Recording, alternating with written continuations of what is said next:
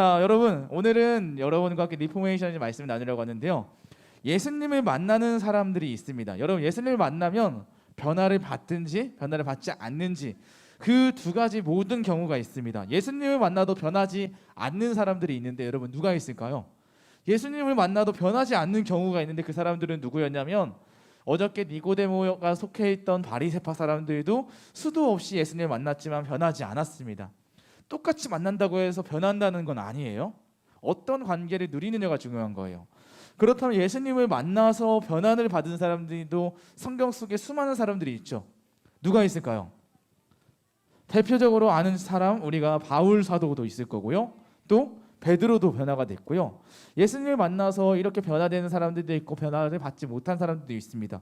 중요한 것은 만나는 것도 중요한데 그 만남 속에서 내가 어떤 변화를 입었느냐가 중요합니다. 내가 그 만남 속에서 어떤 관계를 이루어가고 있느냐.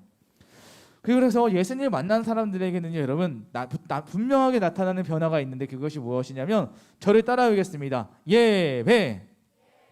예수님을 만난 사람들에게 나타나는 긍정적인 모습은 예배입니다. 왜냐하면 그것이 오늘 우리가 읽어봤던 말씀에 나오기 때문인데요. 오늘 우리가 읽어봤던 말씀은 예수님께서 누구에게 하셨던 말씀일까요? 사마리아 여인에게 하신 말씀입니다. 그 이야기를 하기 전에 어저께 우리는 니고데모에게서 배웠어요. 이과. 어제 예수님께서 예루살렘에서 니고데모를 만났죠. 그리고 그곳에서 새로운 생명이 무엇인지를 알려주었습니다. 새로운 생명, 다시 태어나는 것은 여러분 세례라는 이미지를 가져와서 물과 성령이라고 했잖아요. 그래서 물이라는 것은 우리 죄를 회개하는 것이고 성령이라는 것은 하나님의 다스림으로 살아가는 것을 말한다라고 했어요.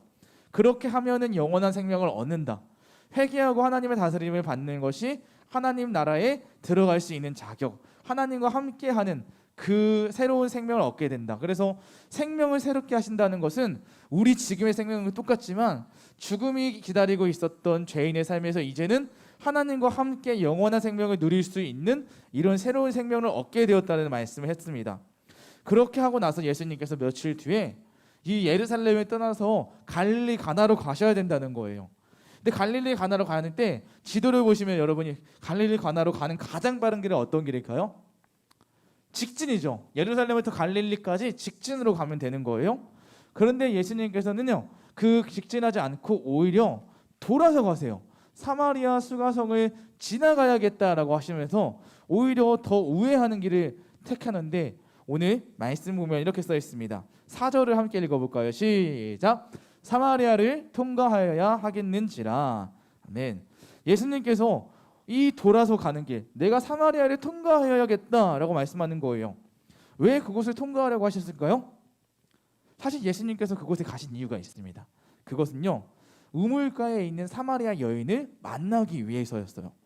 예수님은 사마리아 여인을 만나서 무엇을 이야기하려고요? 그것은 그녀에게 예배가 무엇인지 알려주려고 했던 거예요. 우리가 오늘 읽어본 말씀입니다. 그 여인을 구원해서 예배가 무엇인지를 알려주는데 쉬운 성경 버전 말고 우리가 너무나도 잘 알고 있는 버전, 우리 예배를 시작할 때마다 늘 하는 거 있죠? 하나님은 영이시니 예배하는 자가 영과 진리로 예배할지니라. 아멘. 이 말씀을 바로 이 사마리아 여인에게 하셨어요. 사마리아 여인에게 예배하는 자가 영과 진리로 예배할지니라 라고 하는데, 그렇다면 이 말씀을 왜 그 여인에게 하셨을까요? 예수님께서 우물가에서 그 여인을 만났습니다. 그리고 대화를 이어갑니다.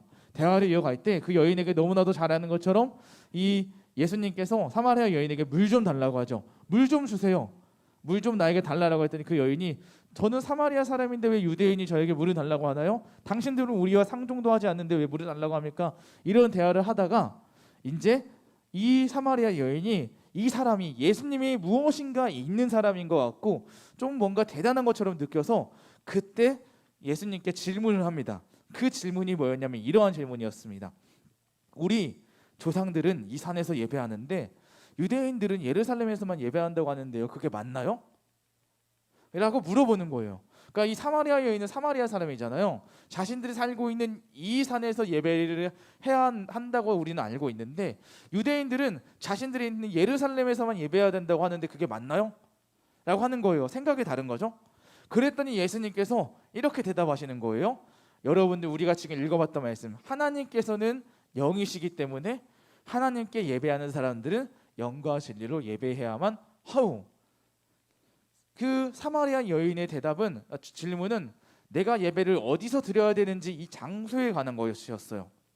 사마리아 여인의 잘못된 생각은 예배를 드리는 곳이 이 산입니까 저곳입니까 라는 장소에 대한 이야기를 물어봤는데 예수님은 장소가 중요한 것이 아니다라고 말씀하시면서 장소가 아니라 예배를 드리는 사람의 마음, 자세, 예배자의 마음의 자세, 방법이 중요하다라고 말씀하시는 겁니다. 그래서 영과 진리로 예배하라고 말씀하고 있잖아요.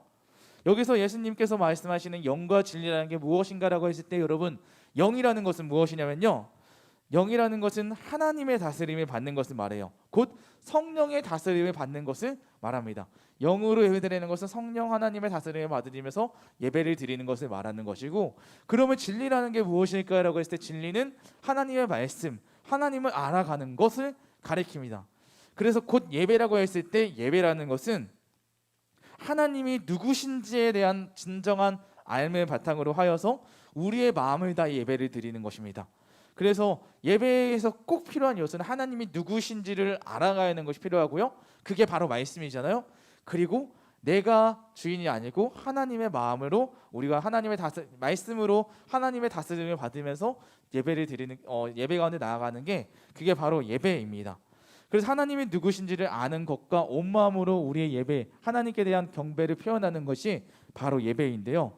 오늘 사마리아 여인은 이것을 알게 되었어요. 아, 장소가 중요한 게 아니구나. 우리가 어디서 있든지 어디에 있든지 우리 살아계신 하나님께 예배를 드리는 게 더 중요한 거구나 라는 것을 깨닫고 그가 한 행동이 뭐냐면 물을 들어와서 물동이를 가지고 왔는데 그 물동이를 버려두고 다시 자기 마을로 돌아갑니다.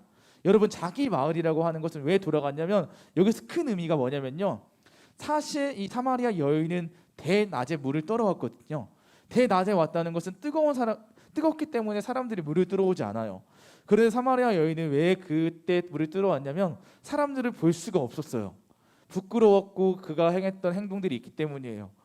자기의 과거도 부끄럽고 그렇기 때문에 사람들이 보지 않는 그때에 온 거거든요. 그런데 그가 용기를 내서 예수님을 만나서 예배라는 게 무엇인지 알고 하나님이 누구신지를 알게 난 이후에 그가 물동이를 버려놓고 사람들에게 찾아가서 예배가 무엇인지 하나님이 누구신지 전도하기 시작합니다. 삶의 변화가 시작되는 거예요. 바로 이제는 자신의 시간과 자신의 마음 상태와 상관없이 예수님을 전하는 사람이 되었습니다. 바로 오늘 저희가 성경학교를 이제 우리가 어제부터 했고 여러분들이 예수님을 알아가고 있다면 예수님을 알아가는 것으로 그치지 않고 그것은 또한 여러분들이 다른 사람들에게 전하는 사람이 됐으면 좋겠고요. 무엇보다 여러분들이 예수님을 만나면 여러분 우리의 어떤 것이 변화되어야 된다고요? 예배가 변화되어야 됩니다. 예배에 대한 마음가짐, 자세, 태도가 바뀌어야 되는 생각합니다.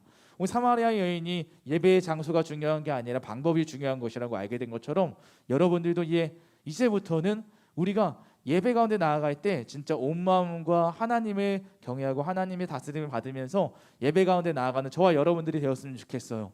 그래서 비전을 새롭게 한다는 것, 삶의 목적을 새롭게 한다는 것, 그것의 출발은 예배이니까요. 여러분들이 예배 가운데 나아갈 때 온 마음과 정성을 다해 하나님께 나아가면 좋겠습니다. 이제 말씀을 마치겠습니다. 빠르죠? 5분 설교라고 말씀드렸어요. 5분 살짝 넘었지만 우리가 성경학교를 통해서 변화되어야 하는 부분은 여러분 예배입니다. 다른 것에 대한 많은 것을 요구하지 않습니다. 우리가 나타나야 되는 것, 새롭게 하시는 예수님을 경험한 사람들에게 나타나는 것은 예배입니다, 여러분. 그래서 여러분, 우리가 혹시 내가 예배 가운데 물동이를 들고 온 것들이 있다면 사마리아 여인과 같이 그것을 버리고 하나님께 집중하지 못하게 하는 것들을 버리고 하나님께 온 마음을 다해 예배를 드리는 것이 무엇인지를 기억하면서 내가 하나님께 집중할 수 있는 그 예배 가운데 나아갈 수 있도록 여러분이 결단하고 나아가는 시간이 되면 좋겠습니다. 살아계신 하나님께 예배 드리는 저와 여러분들이 되게 소원하면서 마지막으로 한번 외쳐볼까요? 새롭게 하시는, 목소리 작습니다. 다시 한번 새롭게 하시는 예수님과 함께 예배 가운데 여러분들이 마음 다해 나가면 좋겠습니다. 이 시간 우리 마지막으로 한 가지만 기도하고 오늘 말씀 마치겠습니다. 기도할 때 이렇게 기도할게요. 하나님, 제가 예배자가 되기를 원합니다. 하나님, 제가 예배 가운데 나아갈 때 내 힘으로, 내 방법으로 내가 예배 가운데 해결되지 않은 문제들, 내가 집에 있는 장난감들, 또 이제 게임, 손에 들고 있는 핸드폰 게임, 친구와의 만남, 이런 것들을 생각하지 않고 예배 가운데 나왔다면 살아계신 하나님께만 집중할 수 있는 제가 될 수 있도록 주님 인도하여 주시옵소서. 하나님은 영이시니 예배하는 자가 영과 진리를 예배한다고 했는데, 하나님, 우리가 하나님, 성령 하나님의 다스림을 받으면서 하나님을 알아가고 하나님께만 경배를 올려드리는 우리가 되게 인도하여 주시옵소서. 이 마음을 가지고 우리의 예배를 새롭게 해달라고 하면서 우리 함께 기도하며 나가겠습니다. 기도합니다. 사랑하는 하나님, 감사합니다. 우리가 살아계신 하나님께만 예배합니다. 우리를 하나님께서 예배자로 부르셨는데 하나님 우리가 예배자로서의 삶을 살아갈 수 있도록 인도하여 주시옵소서. 그러나 하나님 우리가 우리 삶 속에서 예배자의 삶으로 살아가지 않았던 적이 많습니다. 하나님 우리의 예배를 새롭게 하시고 비전을 새롭게 하시는 하나님, 우리가 예배라는 것을 다시 한번 나아갈 때 내 힘과 내 경험으로 나가는 것이 아니라 진정으로 하나님을 찾고 나아가는 우리가 될 수 있도록 인도하여 주시옵소서. 진리이신 예수 그리스도와 그 말씀을 붙들고 나아갈 수 있게 도와주시고 성령 하나님의 통치하심을 받으며 나아가는 우리 예배되게 하여 주옵소서. 우리 친구들의 삶 가운데 주님 함께해 주셔서 그 예배가 하나님 기뻐 받으신 예배되게 도와주옵소서.